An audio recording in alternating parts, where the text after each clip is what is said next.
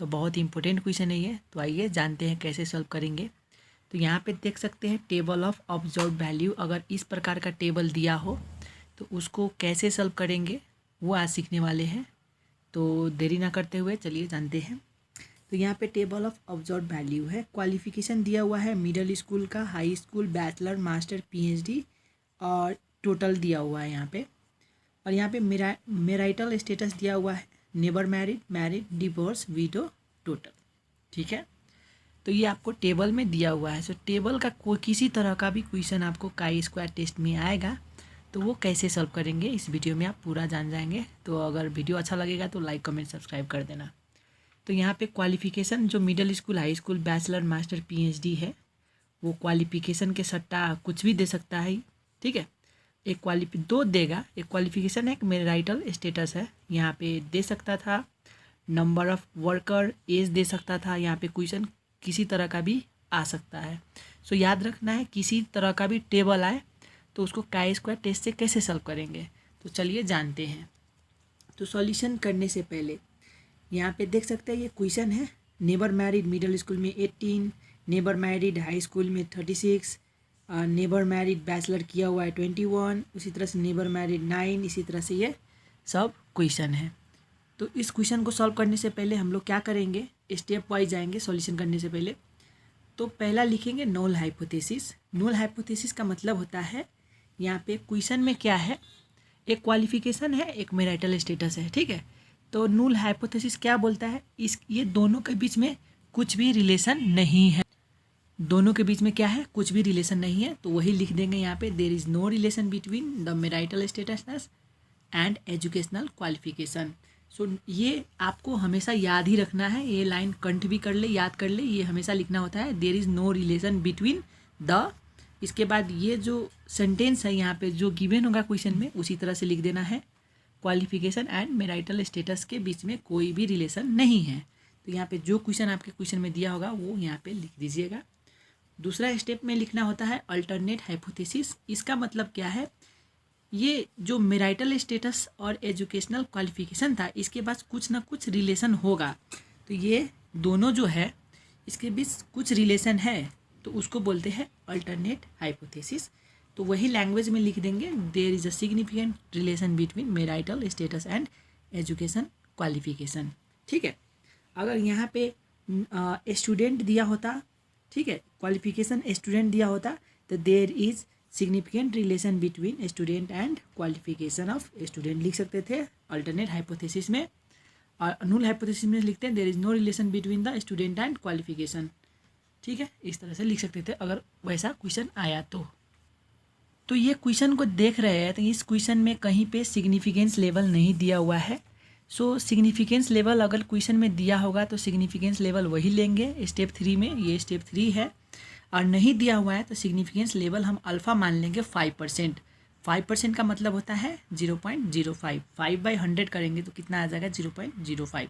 अगर ये क्वेश्चन में आपको दिया होगा तो हम लोग एज्यूम नहीं करेंगे, सिग्निफिकेंस लेवल वही ले लेंगे। ठीक है, 0.05। आपको सिग्निफिकेंस लेवल 1% दिया हुआ था, यहाँ पे लिखते हैं 0.01। अगर 10% होता तो 0.10, 100% होता तो 1। यहाँ पे 5% हम लोग एज्यूम किए हुए हैं। सो 5/100 करेंगे तो 0.05 हमारा सिग्निफिकेंस लेवल आ जाएगा। उसके बाद ऑब्जर्व वैल्यू के बाद हमको बनाना होता है एक्सपेक्टेड वैल्यू का एक टेबल बनाना होता है। ये टेबल देख ले, सेम टू सेम है, कुछ फ़र्क नहीं है, सिर्फ टोटल हटा दिया गया है। ठीक है, देख सकते हैं क्वालिफिकेशन है, मैरिटल स्टेटस है, यहाँ पे middle school, high school, bachelor, master, PhD. ठीक है, हम लोग सेम जो क्वेश्चन था ऊपर यहाँ पे देख सकते हैं, जो यहाँ पे क्वेश्चन था सेम लिखे, सिर्फ टोटल और ये टोटल को हटाकर हम लोग एक्सपेक्टेड वैल्यू का टेबल बना दिए। सो अब इसका जो टेबल बनाए हैं तो आपको याद रखना है ये कैसे सॉल्व करेंगे। सो हमको इसको भरना है नेबर मैरिड, तो नेबर मैरिड को भरना है तो हम लोग नेबर मैरिड में क्वेश्चन में जाएंगे। ठीक है, नेबर मैरिड में ये है ये, ठीक है, इनटू ये डिवाइडेड 300 करेंगे, ये करेंगे। ठीक है, फर्स्ट के लिए क्या बोला मैंने, 90 × 39, ये कॉलम में पड़ता है ये। ठीक है, तो ये टोटल इनटू ये टोटल बाय पूरा टोटल करेंगे तो वही यहाँ पे हम लोग कर लेंगे। ठीक है, क्या करेंगे, 19 इंटू 39 बाई 300, तो जो हमारा वैल्यू आएगा वो कितना आ जाएगा, 11.7 आ जाएगा। कैलकुलेट करेंगे तो अब स्केल निकालना है, तो इसके लिए क्या करेंगे देख सकते हैं, ऊपर जाएंगे 19 इंटू 19, अब इसको और इसको मल्टीप्लाई करेंगे बाई 300 करेंगे, ठीक है। इसके लिए निकालना हो तो वही करेंगे यहाँ पे, ठीक है। 19 इंटू 19, 90 इंटू 90 बाई 300, इसको डिवाइड करेंगे तो हमारा जो कैलकुलेटर आएगा, कैलकुलेशन करेंगे तो हमारा जो वैल्यू आएगा वो आएगा 27, ठीक है। उसी तरह से इसके लिए निकालना हो तो क्या करेंगे, फिर से टोटल इंटू टोटल करेंगे। इसके लिए निकाल रहे थे टोटल इंटू टोटल बाई 300, ठीक है, वही करेंगे। सो समझ गए होंगे। 90 इंटू 84 बाई 300, तो जो हमारा वैल्यू आएगा वो आएगा 25.2। आप कैलकुलेटर चेक कर सकते हैं यहाँ पे, ये जो कैलकुलेटर है 90 इंटू 84 बाई 300 करेंगे तो कितना आ जाएगा, यहाँ से देख सकते हैं 25.2, वही मैंने लिखा है। उसी तरह से ये सब टेबल भर सकते हैं, ठीक है। ये सब टेबल उसी तरह से भर सकते हैं। मैं टेबल भर देता हूँ, आप लोग बना लीजिएगा, ठीक है। अब मैरिट के लिए इसके लिए निकालना हो तो क्या करते, इसके लिए जो निकालना हो तो क्या करते 150 इंटू 39 बाई 300 करते, इस तरह से निकाल लेंगे, ठीक है। तो मैं टेबल भर देता हूँ, आप लोग उसी तरह से निकाल लीजिएगा। तो इस तरह से आप लोग पूरा टेबल भर लीजिएगा, ठीक है। मैंने यहाँ पे कैलकुलेशन नहीं लिख के डायरेक्ट आंसर लिख दिया है। ये सारे आंसर आप लोग निकाल सकिएगा, आपको टेक्निक तो मैंने बता चुका हूँ, ठीक है। तो इस तरह से आप लोग ये पूरा कंप्लीट कर लीजिएगा, तो इतना आएगा, ठीक है। सपोज़ मैंने क्या बोला था, इसमें इसका वैल्यू निकालना हो, इसका वैल्यू निकालना हो तो क्या करते हम लोग 30 इंटू 39 बाई 300 करेंगे। इसका निकालना हो तो 30 इंटू 19 बाई 300 करेंगे। इसका निकालना हो 30 इंटू 84 बाई 300 करेंगे। इसका निकालना हो तो क्या करेंगे 150 इंटू 84 बाई 300 करेंगे। इस तरह से निकाल सकते हैं। ये टेबल आप लोग एक्सपेक्टेड वैल्यू निकाल लीजिएगा। इसके बाद एक और टेबल बनाना होता है, ठीक है।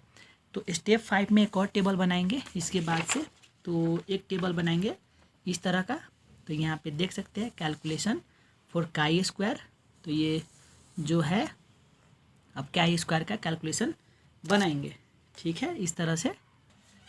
सो इस तरह का आपको क्या करना है, एक टेबल बनाना है ऑब्जर्व वैल्यू का, एक्सपेक्टेड वैल्यू का, उसके बाद O minus E observe value minus expected value, observe value minus expected value का स्क्वायर करेंगे। उसकी तरह से observe value minus expected value square by expected value का एक टेबल बना लेंगे। ये टेबल आपको याद करना है। सो ये टेबल बनाने के बाद यहाँ पे ऑब्जर्व वैल्यू कितना है, ये ऑब्जर्व वैल्यू है, टेबल ऑफ ऑब्जर्व वैल्यू है। यहाँ पे देख सकते हैं क्या है 18, 36, 21, 9, 6। तो वही मैं यहाँ पे लिख दूँगा। यहाँ पे ऑब्जर्व वैल्यू 18, 36, 21, 9, 6, ठीक है। यहाँ पे मैंने लिख दिया 18, 36, 21, 9, 6 लिख दिया। उसके बाद क्या है 12, 36, 45, 36, 21। अब ये लिखूँगा, उसके बाद ये लिखूँगा और इसके बाद ये लिखूँगा। कंटिन्यूसली मैं इसमें लिखते चला जाऊँगा, ठीक है।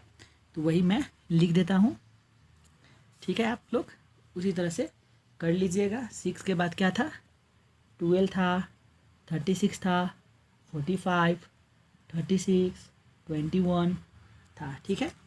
21 के बाद क्या था यहाँ पे देख सकते हैं हम लोग, यहाँ पे देख सकते हैं आप लोग 21 लिख सके हैं। उसके बाद क्या है 69933, तो वही लिख लेंगे। यहाँ पे क्या लिख लेंगे 69333 लिख लेंगे 699। यहाँ पे देख सकते हैं थोड़ा मिस्टेक हो चुका है, 699 99 है, 33 है। तो यहाँ पे एक छूटा हुआ है, 699 है और 33 है, ये 9 है, ठीक है।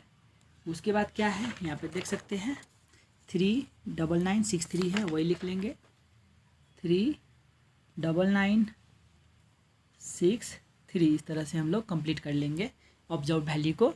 ऑब्जर्व वैल्यू कंप्लीट करने के बाद हम लोग एक्सपेक्टेड वैल्यू है, एक्सपेक्टेड वैल्यू का भी टेबल हम लोग बना चुके हैं।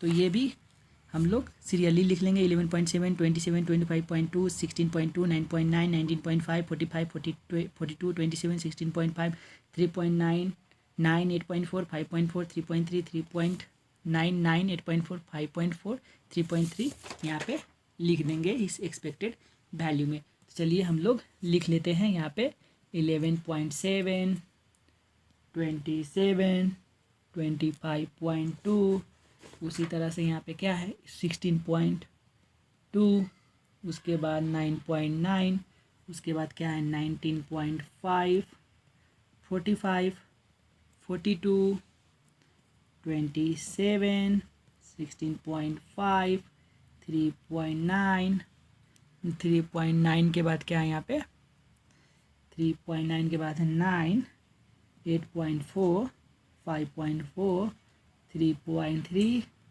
3.9, 9, 8.4, उसके बाद 5.4, 3.3 इस तरह से है। आप लोग को यहाँ पे दिखा सकता हूँ मैं।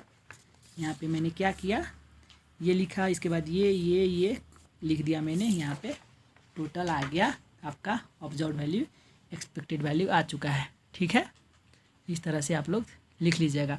अब O माइनस ई का मतलब है ये 18 से 11.7 घटाएंगे तो हमारा कितना आ जाएगा 6.3। इस 36 माइनस 27 करेंगे तो हमारा 9 आ जाएगा। 21 माइनस 25.2 करेंगे तो -4.2 आ जाएगा। उसी तरह से 9 माइनस 16.2 करेंगे तो -7.2 आएगा। इस तरह से आप लोग भर लीजिएगा टेबल। तो मैं भर कर दिखा देता हूँ। तो इस तरह से टेबल भर सकते हैं आप लोग। ठीक है, अब O माइनस ई का स्क्वायर कैसे किया, इसका स्क्वायर कर दे 6.3 का स्क्वायर करेंगे 39.69 आ जाएगा। 99 का स्क्वायर करेंगे तो 81 आ जाएगा। -4.2 का स्क्वायर करेंगे तो 17.64 हो जाएगा। ये O माइनस ई का स्क्वायर है बोले तो इसका स्क्वायर करो, इसको स्क्वायर करते चला जाओ। इस तरह से आप लोग वैल्यू निकाल सकिएगा। ठीक है, यहाँ पे आप लोग रोक के आप लोग देख सकिएगा। इस तरह से आप लोग पूरा वैल्यू निकाल सकते हैं। ठीक है, तो आप लोग का वैल्यू आया होगा तो आप लोग निकाल सकते हैं इस तरह से। ठीक है, आप लोग वहाँ पे रोक लीजिएगा किस तरह से आया, ये आप लोग समझ गए होंगे। तो यहाँ पे है O माइनस ई का स्क्वायर बाई ई, अर्थात इसका मतलब क्या है, अब इसको डिवाइड करना है ई से, फिर इसको डिवाइड करेंगे इससे, इसको डिवाइड करेंगे इससे, इसको डिवाइड करेंगे इससे, इस तरह से करते चला जाएंगे। तो क्या वैल्यू आ जाएगा हमारा, अगर इसको इससे डिवाइड करेंगे 39.69 को 11.7 से डिवाइड करेंगे तो कैलकुलेटर कर लीजिएगा 3.39 आ जाएगा। 81 डिवाइडेड 27 करेंगे तो 3 आ जाएगा। इसी तरह से आप लोग भरते चले जाएंगे। मैं यहाँ पे टेबल भर देता हूँ, बड़ा वीडियो ना बन जाए इसलिए मैं टेबल भर देता हूँ, आप लोग निकाल लीजिएगा। तो हमारा हो चुका है टेबल कंप्लीट, देख सकते हैं यहाँ पे सारा मैंने निकाल चुका हूँ। तो आप लोग भी इस तरह से निकाल लीजिएगा। निकालने के बाद ठीक है, इसको सम लास्ट का जो वैल्यू आता है ये 3.39 से ये जो ऊपर का वैल्यू है ये सारे जोड़ देंगे। 3.39 plus 3 plus 0.7 plus 3.2 plus 1.53 plus 2.88 plus 1.8 plus 0.21 plus 3 plus 1.22 इसको सबको जोड़ देंगे हम लोग।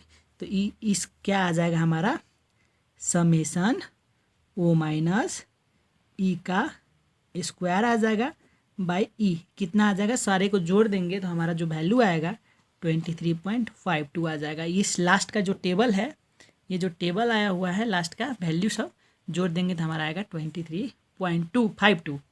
तो इसी को हम लोग क्या बोलते हैं, काई स्क्वायर, उल्टा एस लिख के काई स्क्वायर कैलकुलेटेड कहते हैं। ठीक है, याद रखिएगा। इस कितना आया हमारा काई स्क्वायर कैलकुलेटेड 23.52, इस तरह से आएगा। तो इतना कैलकुलेशन कर लीजिएगा। इतना करने के बाद अब आगे की तरफ चलते हैं। इतना करने के बाद हम लोग क्या करेंगे, अब डिग्री ऑफ फ्रीडम निकालेंगे। सो इसके बाद का जो वैल्यू है हम लोग क्या करेंगे, डिग्री ऑफ फ्रीडम निकालेंगे। सो डिग्री ऑफ फ्रीडम का जो फॉर्मूला होता है वो होता है कॉलम -1 इंटू रो -1। तो हम लोग फिर से क्वेश्चन की तरफ चलेंगे। कॉलम क्या है, रो क्या है। तो हमारा कॉलम जो है यहाँ पे देख सकते हैं, यहाँ पे हमारा जो एक्सपेक्टेड वैल्यू का कॉलम जो था यहाँ पे देख सकते हैं।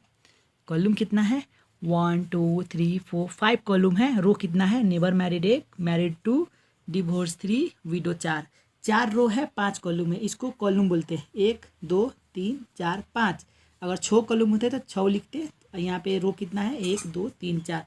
4 रो है और 5 कॉलम है। सो जो हमारा कॉलम था 5 - 1 कर देंगे, इंटू रो कितना था 4, 4 - 1 कर देंगे। इस तरह से कर देंगे तो हमारा जो आंसर आएगा 5 - 1 4, इंटू 4 - 1 3। तो हमारा डिग्री ऑफ फ्रीडम आ जाएगा 12। और हम लोग को सिग्निफिकेंस लेवल पता है ना कितना था, तो सिग्निफिकेंस लेवल था वो हमारा 5% एज्यूम किए थे, क्योंकि क्वेश्चन में गिवन नहीं था। 5% एज्यूम किए थे तो 5/100 था, जो हमारा कितना लिए थे, एज्यूम किए थे 0.05। तो हमारा जो सिग्निफिकेंस लेवल है ये मैंने 0.05 इस तरह से लिखा था। आपको यहाँ पे बता दूँ, जो क्वेश्चन में मैंने सिग्निफिकेंस लिया था 5% लिया था, यहाँ पे देख सकते हैं वो इस तरह से सिग्निफिकेंस लेवल यहाँ पे दिया हुआ है, लिख सकेंगे आप लोग। तो इसके बाद हमारा जो काई स्क्वायर है, तो ये काई स्क्वायर टेबुलेटेड, इसका जो वैल्यू है टेबुलेटेड का, ये इसको रेड पेन से नहीं लिखना था। सो जो काई स्क्वायर टेबुलेटेड का वैल्यू है ये आता है टेबल से, ठीक है। तो हम लोग का जो वैल्यू आएगा टेबल से 21.03, ये आपको टेबल से आएगा। तो टेबल कैसे आता है ये, चलिए आइए जानते हैं। तो आप लोग क्या करेंगे, टेबल में डिग्री ऑफ फ्रीडम देखेंगे, ये फ्रीडम देखेंगे और सिग्निफिकेंस देखेंगे। 12 डिग्री ऑफ फ्रीडम है, सिग्निफिकेंस 0.05 है, तो हमारा टेबल से जो आंसर आएगा 21.03 आ जाएगा। तो आइए जानते हैं टेबल कैसे यूज़ करते हैं। तो काई स्क्वायर टेबुलेटेड का जो वैल्यू आया था 21.03, वो इस टेबल से आया था। ये टेबल आप लोग एग्ज़ाम में ले जा सकते हैं, आपके बुक के सबसे पिछले पन्ने में लास्ट पेज में दिया होता है ये टेबल। नहीं तो आप लोग गूगल से डाउनलोड करके ये टेबल ले जा सकते हैं। तो यहाँ पे देख सकते हैं जो ग्रीन सर्कल लगा हुआ है डिग्री ऑफ फ्रीडम है 12, तो वो 12 हो गया डिग्री ऑफ फ्रीडम। और ये 0.05 जो टॉप में दिख रहा है रेड सर्कल के सबसे टॉप में, वो लेवल ऑफ सिग्निफिकेंस है। लेवल ऑफ सिग्निफिकेंस कितना था हमारा 0.05 और डिग्री ऑफ फ्रीडम था 12। तो इस तरह से रेड सर्कल जो लगा हुआ है 21.03 वो हमारा आंसर है। इस तरह से हम लोग आंसर लिख सकते हैं। कभी कभी टेबल में 21.03 के जगह पे 21.027, 21.04, सो उससे आपको कोई दिक्कत नहीं होगी, आप अपने टेबल के अनुसार ये आंसर लिख सकते हैं। पर 21.0203 इसी तरह का होता है, सो उसमें आप लोग नहीं दिक्कत मानिएगा, आप लोग लिख सकते हैं। ये टेबल आपके लास्ट पेज में होगा। तो आप लोग जान गए होंगे किस तरह से आपका टेबुलेटेड का वैल्यू आएगा। तो चलिए आप लोग अब फिर से हम लोग अपने क्वेश्चन की तरफ चलते हैं, आंसर की तरफ चलते हैं। तो आपने टेबल भी सीख लिया है कि टेबल से किस तरह से ये 21.03 वैल्यू लिखेंगे, ठीक है। हमारा जो काई स्क्वायर कैलकुलेटेड था टेबल से आने के बाद, काई स्क्वायर जो कैलकुलेटेड हम लोग अभी अभी निकाले थे, यहाँ पे देख सकते हैं काई स्क्वायर कैलकुलेटेड था, कितना आया था हमारा 23.52। तो वही हम लोग यहाँ पे लिख देंगे 23.52 लिख देंगे। इतना पर लिखने के बाद आपको बता दूँ ये बड़ा है कि ये बड़ा है, अब स्लेटली ये बड़ा है। सो यहाँ पे क्या है, काई स्क्वायर कैलकुलेटेड जो है वो बड़ा है काई स्क्वायर टेबुलेटेड से, ठीक है। अगर ये हो जाएगा तो इस वक्त क्या लेंगे, we reject null hypothesis and accept करेंगे, क्या एक्सेप्ट करेंगे, अल्टरनेट हाइपोथेसिस को एक्सेप्ट करेंगे, ठीक है। आपको यही समझना है। अगर ये छोटा होता कैलकुलेटेड, अगर छोटा हो जाता टेबुलेटेड बड़ा होता तो वी रिजेक्ट नहीं होता, वी एक्सेप्ट नूल हाइपोथेसिस होता है एंड रिजेक्ट अल्टरनेट हाइपोथेसिस होता है यहाँ पे, ठीक है। तो हम लोग क्या किए, नूल हाइपोथेसिस को रिजेक्ट किए, एक्सेप्ट क्या किए हैं, अल्टरनेट हाइपोथेसिस लिए हुए हैं। तो एंड सो लिख के अल्टरनेट हाइपोथेसिस का जो हम लोग फर्स्ट में लिए थे आप लोगों को दिखा दूँ। सो लिख सकते हैं आंसर में, there is significance relation between marital status and education qualification. अगर ये एक्सेप्ट करते तो ये आंसर लिख देते, ये एक्सेप्ट हुआ है तो इसका आंसर लिख देंगे, सॉल्यूशन खत्म। सो देयर इज लिख सकते हैं significant relation between marital marital status and educational qualification. अगर आपको ये वीडियो अच्छा लगा तो लाइक कमेंट सब्सक्राइब करना हमारे चैनल को इसी तरह का वीडियो के लिए, और कमती में 1K लाइक ज़रूर पुराना, इसका टारगेट 1K है। तो चलता हूँ, धन्यवाद।